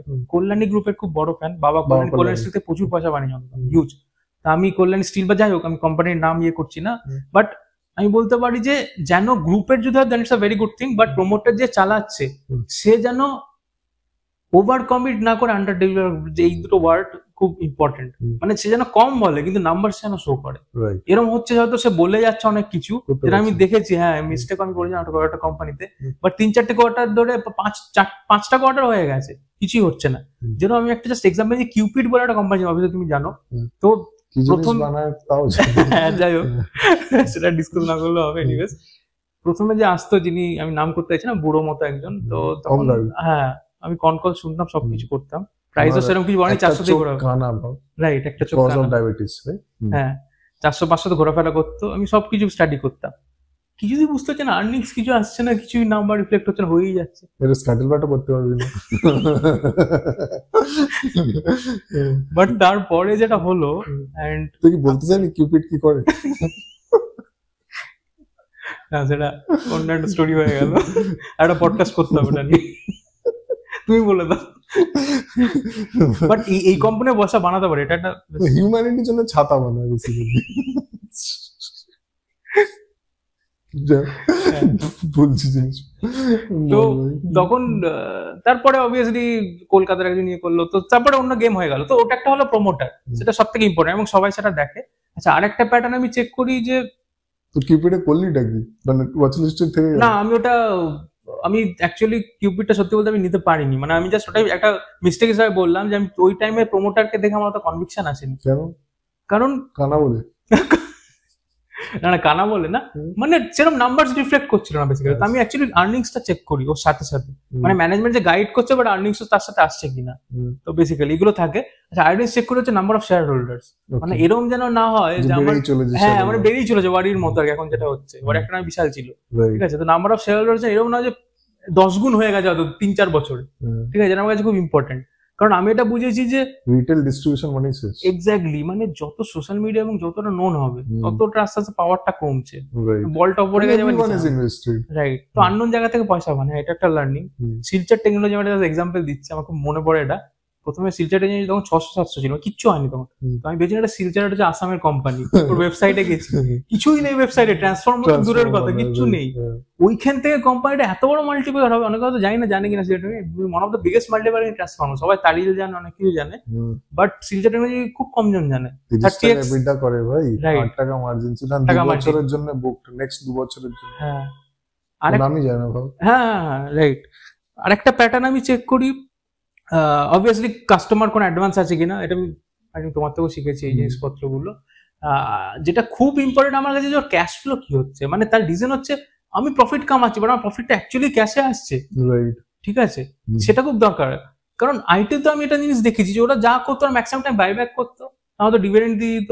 তো আমার কাছে পয়সায় যদি না আসে, আমার ধরো কিছু হয়ে গেল কোম্পানিতে, আমার ওটা কি করবো, মানে ক্যাশ ফ্লো যদি না থাকে, তো সিএফও বাই প্যাট আমি খুব চেক করতাম ওই টাইমে, এখনো মাঝে সাঝে আমি করি যে প্যাটের রেসপেক্টে, সিএফও টু প্যাট মানে বেশি হলে বেটার, তো 2:2 ইয়ে হলে ভালো। আর ভ্যালুয়েশনটা আমি দেখি, পিইজির কেসটা আমি দেখি, পি রেশিও ফলো করি। পিজি কি বলে দেয়? পিইজি হচ্ছে যে গ্রোথ কে বেসিক্যালি ওর সাথে নিয়ে আসা, ঠিক আছে। তো যত মানে যদি আমি যেটা দেখি 2 এর নিচে হলে তো বেটার। তো আমি শুধু ওখানে প্রাইস টু আর্নিংস দেখছি না, আমি দেখছি তার গ্রোথ রেটটাও কত, তো দুটোকে আমি মিক্স করে কম্বাইন করে করে করছি, এবং তার সাথে আমি ক্যাপেক্সটাও ঢোকাই অ্যাকচুয়ালি, তো সবকিছু মিক্স করে দেখি। যদি আমি ফান্ডামেন্টালি সত্যি বলতে আমি ইয়ে না, মানে অতটা ভালো না, মানে আমি শিখেছি সবকিছুই। এবং আরেকটা জিনিস চেক করি যে ওর সাথে সাথে কোনো প্লেজিং বা ডেট টু রেশিও, এগুলো হচ্ছে আমার রিস্কটাকে কন্ট্রোল করে, তো এই দুটোকে চেক করি। যেরকম Hindustan is a wonderful company, but the problem is the বেদান্তার ওদের প্লেজিং এন্ড দ্য ওই প্রমোটার, হ্যাঁ ওই প্রমোটার। তো এই সবকিছু চেক করি, আর্নিংস অবভিয়াসলি সবাই চেক করে। এবার মেন আসি টেকনিক্যাল, যেটা আমি ওয়েটেজ বেশি দিই, এটা একটা পার্ট, এটা একটা পার্ট, দুটোকে মিক্স করি, এটার ওয়েটেজ বেশি থাকে আমার কাছে, কারণ আমার কাছে প্রাইস অ্যাকশন হচ্ছে ভগবান, মানে প্রাইস আগে বলবে তারপরে নিউজ আসবে। তো আমি ওখানে চেক করি যে এর মধ্যে কিছু প্যাটার্ন ক্রিয়েট হচ্ছে কিনা, ঠিক আছে, এবং সেখানে যে চার্টস আছে তার বড় টাইম ফ্রেম কি বলছে, মান্থলি টাইম ফ্রেম, সেখানে কোনো প্যাটার্ন চেঞ্জ হচ্ছে কিনা। যদি অনেক বড় একটা বেস থেকে ওটা বেরোয়, তার মানে পাতি আমি একজন ঘুমাচ্ছিল 10 বছর, তাকে জাগিয়ে দিয়েছি, এবার সে কেন জাগলো, কিছু তার রিজন আছে। এবার সে যখন 10 বছর পরে জাগছে, সে কিন্তু 1-2x এর জন্য জাগছে না, সে 10x এর জন্য জাগছে, তখন ওটা আমার রাডারে আসে। যেটা আমার জুয়ারি আমি রিসেন্ট নিয়েছিলাম, যে এক্সাম্পল দিচ্ছি, এটা অ্যাগ্রো কেমের ইয়ে, বাট জেগেছে অনেক পরে, তো আমার রাডারে চলে এসছে। মার্ক ইলেকট্রনিক্স বলে একটা, যেটা আমি চেক করছি, এনিওয়েজ নট রিকমেন্ডেশন, বাট আমি ওটাকে মেলাই, এরকম না শুধু ফান্ডামেন্টাল থেকে ছেড়ে দিলাম, তো চারটাকে আমি মেলাবো যে ওটা ওই সময় আসছে কিনা। যদি দেখি দুটোর মধ্যে কনফারেন্স হচ্ছে, যে এখানে ব্রেকআউট দিয়ে দিয়েছে, এখানে আর্নিংস আসছে, প্রমোটার ঠিক আছে, গাইডেন্স ভালো, ওটাকে আস্তে আস্তে আমি নেওয়া স্টার্ট করি। পুরানো দিন অনেকের বাড়িতে অনিডা থাকতো, মার্ক ওটাই বানাবে। হ্যাঁ হ্যাঁ হ্যাঁ হ্যাঁ রাইট, অনিডা সিংওয়ালা একটা অ্যাড আসতো আগেকার দিনে। তো মনে কর অ্যালোকেশন ইজ ভেরি ইম্পর্টেন্ট, তুইও বললি, যেটা অনেক পরে জেনেছিলি, একটা কোম্পানিতে অ্যালোকেট কিভাবে করিস, হাইয়েস্ট কত পর্যায়ে যায়? আমি বেসিক্যালি পিরামিডিং করি, ওকে, মানে আমি একটু একটু করে। হ্যাঁ, আমি প্রথমে অল ইন করি না, আমি প্রথমে একটু ঢুকি, আমি দেখি যে ও আগে চার্ট অনুযায়ী প্যাটার্ন ঠিকঠাক বানাচ্ছে কিনা, ট্রেন্ডে ঢুকছে কিনা, কারণ অনেক সময় ফলস ব্রেকআউট হয়, মানে গিয়ে পড়ে যায়, ভলিউম আসে না, খুব ইম্পর্টেন্ট হচ্ছে ভলিউম এখানে। তো আমার যদি দেখি আরো স্মার্ট প্ল্যানে ঢুকছে, এটা ভলিউম থেকে পেয়ে যায়, আমার তো ডেটা দেখার দেখি না, খুব সিম্পল ভাবে রাখি ব্যাপারটাকে। তো আমি ধরো, আমি সত্যি বলতে 10-20% প্রথমে যায় না, প্রথমে আমি 5 থেকে 7 এর মধ্যে থাকি পোর্টফোলিওর, ঠিক আছে, একটু ডাইভার্সিফাইড আমারটা। তো তারপর আমি দেখি যদি ওটা আমার কথা অনুযায়ী চলছে ইনস্ট্রুমেন্ট, আমি যেটা ভেবেছি সে অনুযায়ী যাচ্ছে, অবভিয়াসলি মার্কেট বলবে কি হবে। তো ধরো 20-30%-40% বেড়ে গেল, তারপরে আমি আরো বেশি অ্যালোকেট করি ওটাতে, ইনফ্যাক্ট মাঝে আমি ডবলও করি আমার ইনিশিয়ালের থেকে। আমার উপরে করতে কোনো প্রবলেম নেই, বরঞ্চ নিচে করতে আমার ভয় লাগে, এটা আমি শিখেছি দূর থেকে। অনেক সময় নিচে করতে গিয়ে আমি ফেসেছি, নিচেই চলে গেছে ওটা, আর উপরে যায়নি। হাইয়েস্ট অ্যালোকেশন কতটা তাও গেছিল? তো ডিকসনে obviously that was highest, because কি হয়েছিল, ওটা অনেক বেড়ে গেছিল, তো আমার পোর্টফোলিও কাটতে এমনি 16 টাকা হয়ে গেছে। হ্যাঁ, তো ওটা আমাকে অবভিয়াসলি হাই, তো 30% চলে গেছিল। এমনি কোনো মাপকাঠি আছে যে এত হলে, তার বেশি হলে আমি একটু পজিশন কাটেল করে দেবো অ্যালোকেশনটাকে মিনিমাইজ করার জন্য, এমনি কিছু আছে? এরকম আছে অ্যাকচুয়ালি, কারণ আমি জেনারেলি 15-20 এর উপরে মানে গেলে একটু কাটি, যেমন ডিকশন আমি কেটেছি, কিছু উপায় নেই, কারণ পোর্টফোলিও রিস্ক বেড়ে যাচ্ছে। আমার প্রফিট বুকিং এ চলছে, আমি ওই টাকাটা অন্য দিয়ে দিতে পারবো। প্রফিট বুকিং খুব দরকার, এটা খুব ইম্পর্টেন্ট, জাস্ট ছোট্ট করে বলছি। মানে আমার একটা বন্ধুকে আমি চিনি, ইনফ্যাক্ট অনেকেরই হয়েছে, স্টকটা 4 গুণ চলে গেছিল, আবার ব্যাক করে ওই জায়গায় চলে এসেছে। হ্যাঁ, মানে এরকম নাম নিচ্ছে না, অনেক স্টকই আছে, মানে ও পরে গিয়ে আফসোস করে, এটা কি হলো, কিছু প্রফিট তো বুক করো, এরকম ভাবে কে রেখে দেয়, বা কিছু অ্যাটলিস্ট জানো স্টকটা সম্বন্ধে, টিপসে নিয়েছে যা হয়, তো অ্যাডভাইস টিপসে নিলে ওই একটা প্রবলেম। এনিওয়েজ প্রফিট বুক করা উচিত, বিশেষ করে এই মার্কেট ফেজে। মার্কেট প্রাইস চেঞ্জ হতে থাকে সবসময়, মানে সবসময় তুমি বল পাবে না যে 6 মারতে পারবে, মাঝে ডট খেলতে হবে, 1 রান নিতে হবে। Profit booking ইমোশনাল মানে কিচ্ছু নয়, বুক করলাম, খাতা Exactly. এলো, দ্যাট ইজ রিয়েল। এক্স্যাক্টলি। আমার তো রোজ রোজ মুরগি আসছে, আমি আরেকটাকে ধরে নেবো, কি আছে। বাসও বলা যেতে পারে। তো তোর এখনকার পোর্টফোলিওতে কতগুলো স্টকস? এখন যেহেতু একটু ক্যাপিটাল সাইজ আগের থেকে বেড়েছে অনেকটাই, তো 25 এর কাছাকাছি আছে। অ্যান্ড সেটা মিক্স করে, মানে ইনভেস্টমেন্ট অ্যান্ড ট্রেডিং মিক্স করে। শুধু ইনভেস্টিং? ইনভেস্টিং এ 18টা। তো তোর হিসাব মতন একটা পোর্টফোলিওতে মোটামুটি কতগুলো স্টক হওয়া উচিত? আমি বলবো যদি ইনিশিয়াল ক্যাপিটাল কম থাকে, মানে অ্যাজ আ বিগিনার যদি বলো, সেই ক্ষেত্রে আমার মনে হয় না খুব মানে 20 নিচে রাখা বেটার, 15 কি 20, ঠিক আছে। আর কেউ যদি খুব একজনকে আমি ফলো করি, অবভিয়াসলি ওয়ারেন বাফেট তো আছে, বা অনেকে যারা খুব কম ডাইভার্সিফিকেশন করে, মানে বলা যায় না ডাইভার্সিফিকেশন বলে না, কনসেন্ট্রেটেড পোর্টফোলিও যেটাকে বলে, সেখানে 4-5টা নিয়েও করা যায়, কোনো প্রবলেম নেই ওতে। কিন্তু তোমাকে জানতে হবে কোম্পানি সম্বন্ধে, because you are playing a risk, high allocation, high risk. It's kind of doing a business basically, আমি বিজনেস সব ক্যাপিটাল দিচ্ছি না। ভালো বলেছিস, রাইট। তো এক্সিট, যেটা এন্ট্রির চেয়েও বেশি ইম্পর্টেন্ট, কিভাবে ডিসাইড করিস when to exit a stock, when you do like exit prediction? Right. আমি ডিকশন তখন এক্সিট করবো যখন আমি কেনার জন্য যে রিজনস গুলো ছিল সেই রিজনস গুলো পাচ্ছি না। ওকে, দিস ইজ নাম্বার 1 থিং। মানে আমার যদি ম্যানেজমেন্ট আজকে বলে আমি টপ 5 ওয়ার্ল্ডের মধ্যে কোম্পানিজ এর মধ্যে ডিকশনকে নিয়ে আসতে চাই, ঠিক আছে, কোয়ালকম এদের যা যা আছে ওদের মধ্যে, আমি বলছি যে এই ভিশনটা যদি ওর চলে যায় কখনো, এই বুকটা যদি না থাকে, হাঙ্গার যদি না থাকে, আমি স্কেলেবিলিটি পাবো না, আমি পাবো না sales growth. Management hunger is very important. তো ওটা আমি কোনোভাবে সাইকোলজিতে বোঝাও যায় যে হাঙ্গার আছে কি নেই, নাকি শুধু বলার জন্য বলছে, ইনভেস্টরকে খুশি করার জন্য বলছে, এটা একটা খুব পয়েন্ট। তো কনকল এগুলো দেখাটা সবার জরুরি, কনকল অ্যানুয়াল রিপোর্ট, তো ওখানে ওটা বোঝা যায়। এটা হয়ে গেল ফান্ডামেন্টাল ট্রিগার। আর অবভিয়াসলি মার্জিন খুব বেড়ে গেল, ওটা একটা রিস্ক, বিকজ অবভিয়াসলি আর কত বাড়বে তার থেকে, আর যদি 40%, হয়তো কেউ 10-20 ছিল 40 চলে গেছে, কত আর বাড়াবে সেখান থেকে, সেটা একটা রিস্ক হয়ে যায়। আর টেকনিক্যাল দিক দিয়ে হচ্ছে অবভিয়াসলি আসে যে ট্রেন্ড যেটা আমার অলরেডি ইনট্যাক্ট, সেখানে কোনো ব্রেকডাউন আসছে বড় সড়ো, তো সেইটা যদি হয় আমি সঙ্গে সঙ্গে এক্সিট করে যাই ওই টাইমে, মানে আমি ওটাকে রাখি না, কোনোভাবেই রাখি না। এরকম অনেক স্টকে হয়েছে আমার, এবং এটা বড় টাইম ফ্রেমের কথা বলছি, আমি যখন একটা ইনভেস্টমেন্টের জন্য নিচ্ছি। ট্রেডিং এর জন্য অবভিয়াসলি একটা স্টপ লস থাকবে সবার যারা ট্রেডিং করছে, তো ওটা খুব দরকার। তুই স্টপ লস লাগাস? হ্যাঁ, স্টপ লস ট্রেডিং এ মানে সব কটা ট্রেডে থাকে স্টপ লস। কত পার্সেন্ট ডাউন? আমি ট্রেডিং যেটা করি, যেটা সুইং ট্রেডিং করি, 7 to 8%। সুইং ট্রেডিং মানে বোঝা? সুইং ট্রেডিং মানে হচ্ছে বেসিক্যালি এটাকে পজিশনাল ট্রেডিং এ বলা হয়। তো আমি ধর একটা স্টক নিলাম এবং সেটাকে আমি রাখলাম হচ্ছে 3 সপ্তাহ থেকে 1 মাস কি 2 মাস, তো it's a kind of positional swing trading. But এটা আমি মোমেন্টাম ক্যাপচার করছি, মানে যখন কোনো মোমেন্টাম আসছে স্টকে তখন আমি ওটাতে ঢুকছি। তো this is in a category of swing, মানে আমি একটা সুইং প্লে হয় না, তো ওটা আমি খেলছি, পাওয়ার প্লে টাইপের খেলে বেরিয়ে যাচ্ছি। কিন্তু ওই খেলার মধ্যে এরকম যেন না হয় যে আমি রেখেই দিলাম, ইনভেস্টমেন্ট যেন ট্রান্সফার না হয়, তো that is swing trading. Investing এ লাগাস তলার দিকে, কাটিস কখন যদি লস হয়? হ্যাঁ, ইনভেস্টিং এ আমি স্টপ লস ওইভাবে লাগাই না, আমি চার্ট চেক করি, প্যাটার্নস, তো যদি কোনো প্যাটার্নসে চেঞ্জ হয় তখনই ওটা আমার হিট হয় স্টপ লস। তো আমি এরকম লাগিয়ে রাখি না কিছুক্ষণ, আমি ট্রেডিং আমি এরকম সিস্টেম জেনারেটেড থাকে পুরো। তাও কত টাইমে, যদি মনে করো কিছু চেঞ্জ হয়নি, তো 50% ড্র ডাউন হয়ে গেল, তুই ধরে থাকিস? হ্যাঁ, আমি ডিকশনারি ধরেছি, আমি তো বললাম যখন আমার ওই 2020 সার্কিট, তো ওটা আমার 60% ডাউন ছিল, তো আমি ওটা ধরে রেখেছি। From purchasing price? না, not from purchasing, top top থেকে। আচ্ছা, ওকে। তো এমনি কিছু নেই, স্টোরি যদি থাকে, ফান্ডামেন্টাল যদি থাকে, হ্যাঁ আমি ধরে থাকি। রাইট। তলা অ্যাভারেজ? তলা অ্যাভারেজ খুব কম করি, মানে আমি যেটা করি ইনিশিয়ালি হয়তো মাঝে সাঝে আমি তলা অ্যাভারেজ করি, বাট ওপরে গিয়ে কম করি, মানে ওই ওপরে আমি যারা প্রেফার, মানে অ্যাভারেজ আপটা বেশি প্রেফার করি অ্যাভারেজ ডাউনের থেকে। তলা অ্যাভারেজ তখনই করি যদি দেখি যে ফান্ডামেন্টালস আরো কিছু নতুন তৈরি হচ্ছে, মানে it's a kind of a story, যদি স্টোরি আরো ভালো আমি আরো কনভিন্সিং, তখন তলা অ্যাভারেজ করি, চান্স কম। ইনভেস্টর বা ট্রেডারদের রিস্ক ম্যানেজমেন্ট একটা ইম্পর্টেন্ট ট্রেড। রিস্ক ম্যানেজ কিভাবে করিস দুটোতে, ইনভেস্টিং আর ট্রেডিং? এটা খুব ইম্পর্টেন্ট পয়েন্ট, রিস্ক ম্যানেজার। আমি যেটা করি, এক তো obviously stop loss is a part, আর একটা হচ্ছে অ্যালোকেশন বাড়ানো কমানো, বিকজ অ্যালোকেশন অনুযায়ী রিস্ক আসছে। তো আমি যদি দেখি যে আমার এরকম কিছু মনে হচ্ছে অ্যালোকেশন অনেক হাই করে ফেলেছি, তো তখন এক তো ওটাকে কমায়, আর আমি রিস্ক রিওয়ার্ড রেশিও সবসময় দেখি যে আমি যেটা রিস্ক নিচ্ছি তার অনুযায়ী আমি রিওয়ার্ড নিচ্ছি কিনা, যেটা রিওয়ার্ড নিচ্ছি তার অনুযায়ী আমি রিস্ক নিচ্ছি কিনা। এরকম যেন না হয়ে যায় যে 1:1 এর থেকে নিচে আমি কাজ করছি, অ্যাটলিস্ট 1:2-3 থাকা উচিত। তো ওটা আমি ওইভাবে ম্যানেজ করি। আর আরেকটা জিনিস হচ্ছে ওই পাতি, আমি যখন এক্সিট করি সেই টাইমটাতে অনেক সময় আমি ফুল এক্সিট করি না, তো আমি স্টেপ বাই স্টেপ এক্সিট করি। অল দিস থিংস আর দেয়ার। আজকের দিনে তুই কি কি রিসোর্সেস বা লোকজন বা সাইট বা ম্যাগাজিন কি কি ফলো করিস?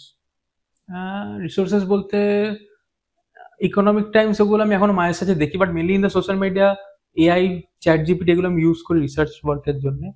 স্ক্রিনার আছে, চার্টিং ট্রেডিং ভিউ বলে দুটো আছে ফর চার্টস, আর একটা হচ্ছে সত্যি বলতে ভ্যালু পিকার বলে একটা ফোরাম আছে, হয়তো অনেক কমজন জানে, ওটাতে খুব ইন্টারেস্টিং ইনসাইটস পাওয়া যায়। আমি একটা কোম্পানি পেয়েছিলাম ইএফসিআই, তুমি জানবে, কোওয়ার্কিং স্পেসের। আসছে পুনাতে।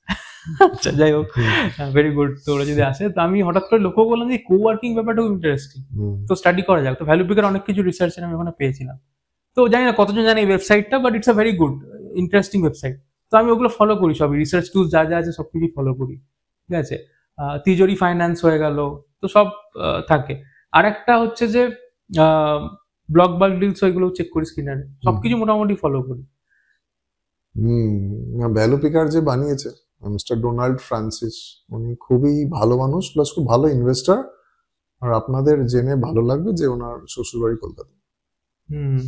সেটা বড় ব্যাপার ভাই, কিছু না কিছু তো আছে। এত লোকে আজকালকার দিনে ভ্যালু পিকার ফলো করে, স্ক্রিনার ফলো করে, জানা উচিত যে হেরিটেজটা কি, কিভাবে স্টার্ট হয়েছিল। Right right. তো মনে কর আজকাল এত ইভেন্টস হয়, সেমিনার হয়, হ্যান হয়, তেন এগুলো যাস? এগুলো যাই, বাট এখন অনেকটা কমিয়ে দিয়েছি আগের থেকে। আগে আরো শিখতে এদিক ওদিক যেতাম, এরকম না যে শেখা বন্ধ করে দিয়েছি, বাট আমার কোনো সময় মনে হয় যেন একটা নয়েজও ক্রিয়েট হচ্ছে মায়ের সাথে মাথার, ঠিক আছে। বাট এটা যাওয়াটা দরকার, বিকজ নেটওয়ার্কিংটা খুব ইম্পর্টেন্ট। কারণ ওই লাইক মাইন্ডেড এনভায়রনমেন্ট পেলে আমারও মনে হবে যে কিছু করি, যেটা অবভিয়াসলি তোমরাও করছো খুব ভালো থ্রু বি। অ্যান্ড এখানে সব থেকে বেস্ট বির আমি যেটা বলবো, ওটা বড়টা দরকার। ইকুইটি মার্কেট প্লাস এন্টারপ্রেনার দুটো একসাথে আসছে। রাইট।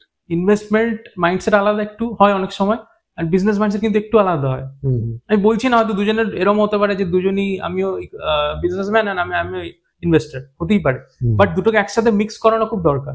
তো ইনভেস্ট, সেটা একটা ভেরি গুড প্ল্যাটফর্ম বি যেটা করছে।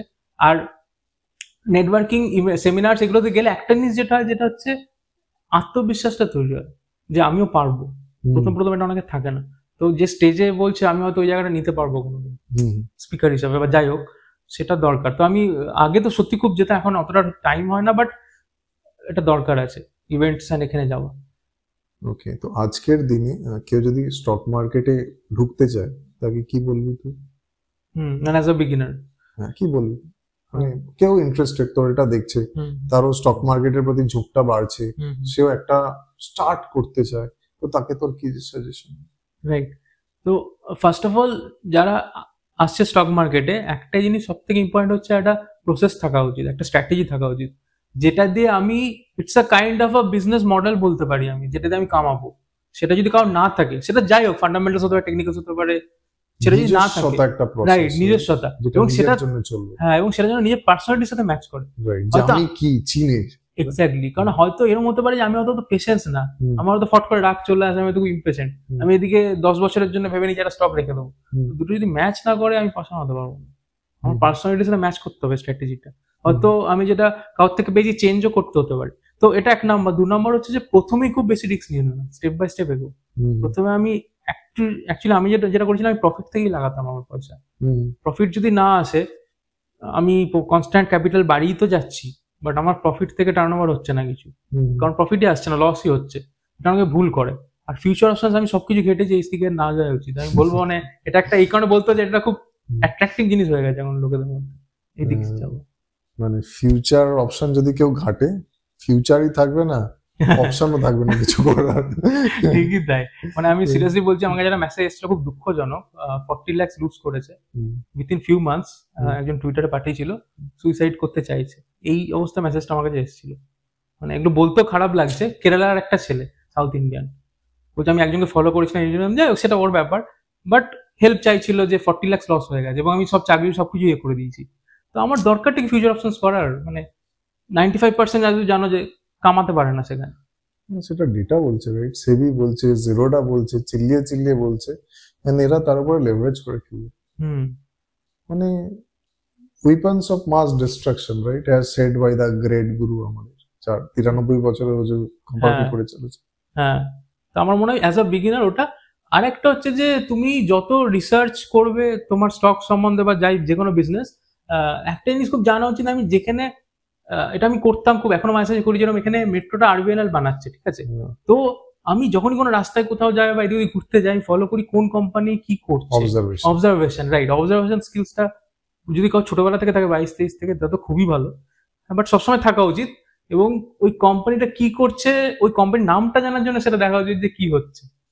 হ্যাঁ, মানে মানে একটা মেয়ে মেয়ে যাচ্ছে রাস্তা দিয়ে, সে মেয়েটাকে না দেখে স্কুলটাকে অবজার্ভ করা উচিত, যে could be the best seller, could be the next big thing. মানে আমরা যেটা অন্যটা করি। এক্স্যাক্টলি, মানে এইভাবে আমি কিছু কোম্পানি পেয়েছিলাম সত্যি বলতে। যেন ফোর্স আমি খুব কম জায়গা থেকে নিয়েছি, ফোর্সে কিছু ফান্ডামেন্টাল ছিল না, বাট আমি এটা দেখতাম যে ওদের কিন্তু প্রচুর গাড়ি নিউ টাউনে যাচ্ছে। টেম্পো ট্রাভেলার তো obviously it's a story, but মানে এসএমএল ইস্যুও তার মধ্যে একটা, এখন তো মাহিন্দ্রা স্টেক নিয়েছে এসএমএল ইস্যুতে। তো আমি ওইভাবে দেখতাম যে এটা নিয়ে স্টাডি করা যাক, অ্যাটলিস্ট নামটা তো পেয়ে গেলাম, মনে হচ্ছে আরো গাড়ি বাড়বে, তো স্টাডি করা শুরু করে দিই। তো ওইভাবে আর কি, এইগুলো বিগিনার হিসাবে আই থিঙ্ক হেল্প করবে অনেকজনকে। লাস্ট কোয়েশ্চেন, নেক্সট 5 বছর কি মনে হচ্ছে যে সেন্সেক্স নিফটি কত যাবে বা কতটা দেখছিস, আর কোন কোন সেক্টরে তুই বলিস? আচ্ছা আচ্ছা, একটা হচ্ছে যে আমার এটা মনে হয় Indian story is very intact, এবং লোককে পয়সা বানাতে এখানে আসতেই হবে, যত এফআই চলে যায়। কোথায় বানাবে পয়সা? ইউএস এর ডেব নিয়ে অবস্থা খারাপ, ঠিক আছে? তো এটা একটা macro economic point of view থেকে, আর মোদি অবভিয়াসলি ভালো কাজ করছে। তো আমার মনে হয় ইন্ডিয়ান স্টোরিজ ইন্ট্যাক্ট নেক্সট 5 বছর আমি অ্যাটলিস্ট মনে করি নিফটি দুগুণ হতেও পারে, ঠিক আছে? যদি নিফটিকে বলে কিছু করি না, নিচে আন্ডার যদি নিফটি দুগুণ হয় তো অবভিয়াসলি 5 গুণ 10 গুণ স্টক তো হবেই। আর কিছু সেক্টরস এর মধ্যে এটা খুব ইম্পর্টেন্ট, যেটা আমি অবভিয়াসলি একটা স্টক থেকে ভালো পয়সা বানিয়েছি ফ্রম ওয়াটার সেক্টর। ওয়াটেক বাবাক বড় কোম্পানি, অসাধারণ লেভেলের company, management and everything. Water is a very big thing, because আমার এটা মনে হয়, অবভিয়াসলি তুমি এটার ব্যাপারে অনেক বলেছো, যে একটা টাইমে ক্রাইসিস আসবে কিছু কিছু জায়গাতে, জল আমরা পাবো না। ব্যাঙ্গালোর তার একটা ইয়ে। হ্যাঁ, এবং আমি রিসেন্টলি একটা কোম্পানি স্টাডি করছিলাম, পলিমেডিকেয়ার, অনেক বছর ধরে আছি। ওরা হিমালয়ান ওয়াটারকে অ্যাকুইজিশন করবে রিসেন্ট। তো কোনোভাবে অ্যাকুইজিশনও বাড়ছে এসব কোম্পানি, যারা জলকে আরো মানে রিসাইক্লিং করে করে আরো শুদ্ধ জায়গায় নিয়ে আসছে। হ্যাঁ, এবং আমি এই সেগমেন্টটা স্টাডিও করছিলাম, দেখছিলাম যখন প্রচুর ব্র্যান্ডস বেরিয়ে গেছে যারা 200-300 টাকা দিয়ে জল বিক্রি করছে, যেটা আগে ভাবাই যেত না, 10 টাকাতে পাওয়া যেত জল, ঠিক আছে? তার মানে জলের মধ্যে একটা চেঞ্জ আসছে অবভিয়াসলি। তো এটা একটা, এবং জল যদি বাড়ে প্রক্সিও বাড়বে। তো আমি এইভাবে সেক্টরগুলোকে দেখি, যে যদি জিরোদা বাড়ে সিডিএসএল বাড়বে, রাইট? তো এটা একটা হলো। আর একটা এই স্টোরি ক্যাপিটাল মার্কেট, আমি তখনও বললাম অনলি 7% এই মুহূর্তে অ্যাক্টিভ ডিমান্ড আছে, এখানে ইউএস হচ্ছে 50%-এর কাছাকাছি। আর পয়সা লোকে ঢালবে কোথায়? আমাদের এখানে কেমিং অ্যাপ ব্যান হচ্ছে, পয়সা এখানে আসছে। এফডি থেকেও ঢালতে চাইছে না, ফিক্সড মাইন্ডসেট, লোকের এক্ষুনি পয়সা যায়, এফডি তে ঢালবে না। আর জেনজি বাড়ছে, তো জেনজি রিলেটেড কোম্পানিজ অবভিয়াসলি তার মধ্যে সবাই চাইছে স্টক মার্কেটে ঢুকতে। পার্টিসিপেশন ডোমেস্টিক তো অবভিয়াসলি বেড়েছে, আরো বাড়বে, ক্যাপিটাল মার্কেট হয়ে গেল। আর রিনিউয়েবল থিম যেটা চলে আসছে, এগুলো রিসাইক্লিং, রিনিউয়েবল, তো এই দিকে আমার মনে হয় এখনো বাড়বে। আরেকটা থিম জাস্ট একটু ডিসকাস করতে চাইছি ছোট্ট করে, সেটা হচ্ছে এআই যদি বাড়ে, ডেটা সেন্টারও বাড়বে, আর ডেটা সিকিউরিটি বাড়বে। এই দুটো theme I think it's a huge opportunity, because AI এমন একটা ভাবে বাড়ছে, আমরা ওটাকে অবভিয়াসলি অনেকে বলতে পারে বাজে বা ভালো, সেটা তার ডিসিশন, বাট এটাকে আটকানো যাবে না। এই ওয়েভ অলরেডি অনেকদিন ধরে তৈরি হচ্ছে, চলে এসছে। তো ডেটা অ্যানালিস্ট রোল প্রচুর বাড়ছে এখন। তো ডেটা নিয়ে যারা কাজ করছে, it's a huge opportunity for them. এবার অনেকে বলবে ডেটা সেন্টার তো অনেক বেড়ে গেছে, বাট লোকে ওটাই ব্যাপার যে বেড়ে গেছে, কিন্তু এখান থেকে আরো 10 গুণ হতে পারে। স্টার্ট হচ্ছে, যেমন সুপার কম্পিউটার বলে একটা জিনিস আছে, নেটওয়েভ করে। তো ওই টাইপের যে কম্পিউটিং, কোয়ান্টাম কম্পিউটিং, ইটস মানে আমাকে এরকম সেক্টর খুঁজতে হবে যেটা খুব আননোন এখনো, যেরকম আর্টিফিশিয়াল ডায়মন্ড, সানরাইজিং সেক্টর যেগুলো, ঠিক আছে? যেরকম গোল্ডে আমি এত পারবে কেউ ভাবেনি। তো এই টাইপের সেক্টর গুলো আই থিঙ্ক, আর ট্রান্সফর্মও তার মধ্যে আমি ধরতে পারি, এটা প্রক্সির মধ্যে আসতে পারে। রাইট, তো খুবই ভালো লাগলো অরিন্দমের সাথে কথা বলে। ইনফ্যাক্ট অরিন্দম যখন কথাগুলো বলছিল বা ওর প্যাটার্নস গুলো বলছিল, আমি নিজের রিফ্লেকশন ওর মধ্যে দেখতে পাচ্ছিলাম। কারণ প্রচুর জিনিস, প্রচুর অ্যাসপেক্টস, প্রচুর মেট্রিক্স, প্রচুর প্যাটার্নস আছে যেগুলো ওর মতন আমিও খুব অ্যাক্টিভলি ফলো করি। অ্যান্ড আলটিমেটলি আমার মনে হয়, বা আমাদের সবার মনে হওয়া উচিত, যে স্টক মার্কেটের মতন জায়গা, মানে which is probably the best asset, in fact আমার কাছে তো the best asset with the list of taxes, এটাকে আজকালকার দিনে জেনজি হোক, আলফা হোক, বেবি বুমার্স হোক, যাই হোক, কাউর ইগনোর করার কোনো জায়গাই নেই। কারণ আপনাদের ফিক্সড ডিপোজিটের রিটার্ন হচ্ছে 4-4.5%, রাইট? আপনারা যদি এজেড হন মেবি 5%, সেখানে আমাদের ইনফ্লেশন, কোর ইনফ্লেশন ইজ 10%। হুম, মানে প্রতি বছর আপনি এফডি তে রেখে 5% পেয়ে আপনার টাকা 5 টাকা লস হচ্ছে, কমে যাচ্ছে, আপনার পার্চেসিং পাওয়ার কমছে, কোনো গতি নেই। স্টক মার্কেট না হোক, মিউচুয়াল ফান্ডে ঢালুন, অ্যাটলিস্ট আপনার টাকাটা বাড়বে, হুম। ইনফ্লেশনকে বিট করতে পারবে। এনিওয়েজ আর বাড়াবো না, আজকের ওর সাথে পডকাস্টটা করে আমার খুব ভালো লাগলো। আমিও ফিউচারে চেষ্টা করব যে যাতে এন্টারপ্রেনারশিপের সাথে সাথে আমি এমনি ধরনের ছেলেদেরকে আনতে পারি বা মেয়েদেরকে আনতে পারি যারা স্টক মার্কেটে ভালো কাজ করছে, এন্ড ওরা যাতে আপনাদের ধ্যান ধারণাটা চেঞ্জ করে দিতে পারে। কারণ স্টক মার্কেট মানে জুয়া নয়, it's an asset, it gives, it represents lucrative business ownership. ভালো থাকুন, take care, good night, tata, thank you.